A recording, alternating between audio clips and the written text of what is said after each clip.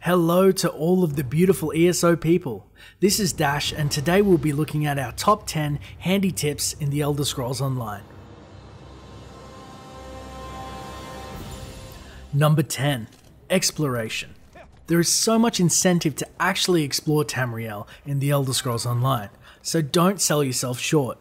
Whether it is materials, sky shards, or mini-bosses, exploring can really pay off. But what is great about exploration in the Elder Scrolls Online is the fact that it helps you level up. You get XP for new places explored, and you'll run into new quest lines, and if you're doing it right, a lot of loot and lore books too. So resist the temptation to blindly follow quest lines around and explore a bit. Tamriel is your oyster, and you should definitely get out there and sightsee. Number 9. Treasure hunting. Treasure hunting can be a whole ton of fun, and the key to the humble treasure map is enjoying the hunt. You can find treasure maps in your travels randomly, so make sure to loot away. To find yourself some buried treasure, which is at the zone's current level so you don't need to save them for later, you need to first open up the treasure map in your inventory. It will show you a perspective looking from an angle as to where the treasure is marked with an X. Now you could definitely look up the locations online if you were that way inclined, but half the fun is spying the treasure for yourself. By using the topography of the map, rivers, mountains and other scenery help you spy out the location. Once you find the treasure, it may have some mobs around, so watch out if you're low level. It will also show up as just a simple dirt mound, so walk up to it and press the action button to start digging. Usually you'll find a few items or gear that will work nicely for your level, though if you wear light armor and you pick up a heavy armor set, bank it or trade it. Number 8. In-game settings. The native keys for your skill bar are 1 through 5 and are for your ultimate. Using this in tandem with WASD can be a bit of a reach. You can always rebind keys like Q, E, F, C to have the keys closer and not hinder your movement in some of those more intense battles. Speaking of intense, some people take an intense disliking to seeing their helms and not their flowing long locks, so there is a hide helm feature too. The last thing we'll talk about, which makes life much easier if you're lazy like me, is auto loot. You can press just one button, and as long as you have inventory space, you won't be sorting through your loot like a skeever. Number 7. Guilds. In ESO, you can join the Mages Guild, Fighters Guild, and the Undaunted. For now, with Thieves Guild and Dark Brotherhood slated for future inclusion. Not only does this start awesome quest lines to go through, there are also skill lines only unlocked by joining the 3 that can be crucial to your character's development. If you go into your skill tab and check out your guild skills and hover over the XP bar at the top, you may notice something interesting. You level up by doing very specific things for each guild, which aligns with the overall theme.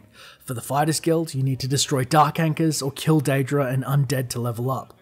The Mages Guild, you need to collect special lore books. To increase your rank with the Undaunted, you need to complete dungeon achievements. Here's hoping you get to murder some high-profile NPCs or players for the Dark Brotherhood, or even stealing for the Thieves Guild. Tamriel would be wiped clean within minutes.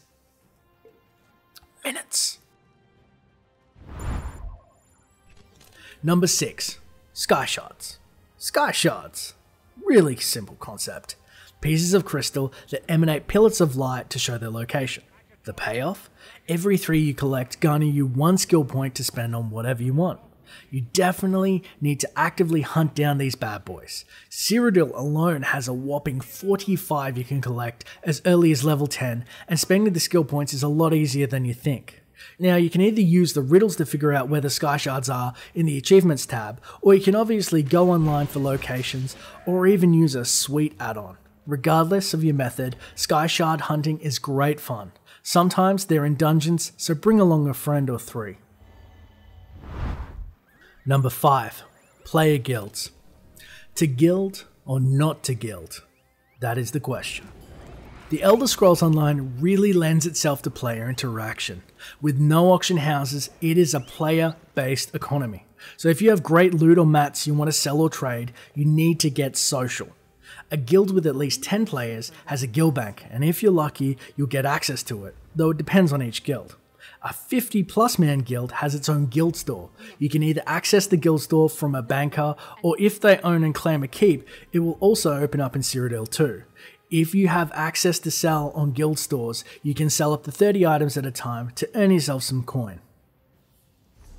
Now, you can join up to 5 guilds, so you can have 1 for questing and meeting people, 1 for PvP, 2 for trading, and 1 for crafting.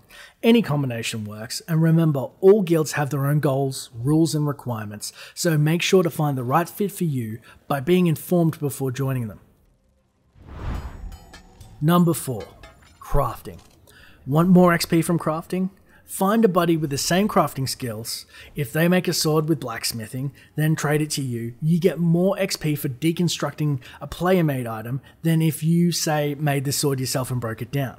And always research. The more you research on each item type, the longer the time it can take to complete. So don't be afraid to research everything and anything you come across with stats you want. Racial motifs. They're used to allow you to craft with different racial traits than your own. So Imperials, for example, can craft Imperial armor. However, if I used Ultima or High Elf racial motif book, I can now craft their armor type too. These books are scattered around Tamriel randomly. You'll either need to find them by chance, or if not, check out Trade Chat, because they're usually a hot commodity, and that goes for duplicates too. Number 3. Get add-ons. The add-ons that have already surfaced for this game are insanely helpful. For a comprehensive list of add-ons, I highly recommend at least having a peek over at curse.com/tesso-addons/tesso, which will be linked in the description below. From chat bubbles to dungeon invites, players have definitely taken the ball and ran with it in the realm of add-on possibilities already. Now, some people are definitely hesitant about add-ons, especially invasive ones that take up the screen and detract from the immersive world that the Elder Scrolls is known for producing. But a lot of these add-ons integrate in such a way you barely notice them at all, or they even look like they've been natively programmed into the game itself. I think I'm going to do a top 10 for add-ons just to further my point. The best add-on ever? SKYSHARD locations, of course. Number 2. Achievement hunting. By doing achievements, you can track your progress on Dark Anchors, SKYSHARDS, dungeons, the works. These can unlock different titles and give you a very real sense of direction when hunting down a whole mess of achievements. It also opens up a whole world of possibilities for you, even when you've finished the main quest line's content.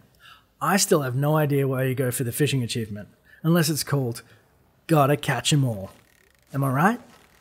Yeah, I'm right. Number 1. Get into Cyrodiil. Not just for PvP, though if that's something that you want to get into, by all means. The best way to learn is get into the thick of it. Jump into Cyrodiil at level 10 plus and ask if there's a group going in zone chat. Unless you're in a PvP guild with a voice program, chat will be your greatest indicator on where the crowd is moving. PvE quest lines. You can find some awesome quest chains to do in Cyrodiil, or even bounty boards to grind out some dailies. These also have achievements of their own, so make sure to follow the quest line until the end. Public dungeons. Public dungeons equal Ganktown, if you don't keep your head on a swivel. These bad boys yield good XP, and the loot stays at your level, so that's pretty badass. But you always need to remember that at any point you can run into an enemy, and they want to take your sweet rolls. SKYSHARDS. I'm always about the SKYSHARDS, but some are behind enemy lines, some are guarded by mountain trolls, and the rest, well, you'll have lots of fun revisiting your favourite places from Oblivion and exploring Cyrodiil. Have more to add you do? Feel free to add your own handy tips in the comments below. If you want to stay informed about everything Elder Scrolls Online, I strongly recommend you check out tesso.gamepedia.com, which is linked in the description below and gets updated as the game does. And remember, like and subscribe to complete the Black Sacrament.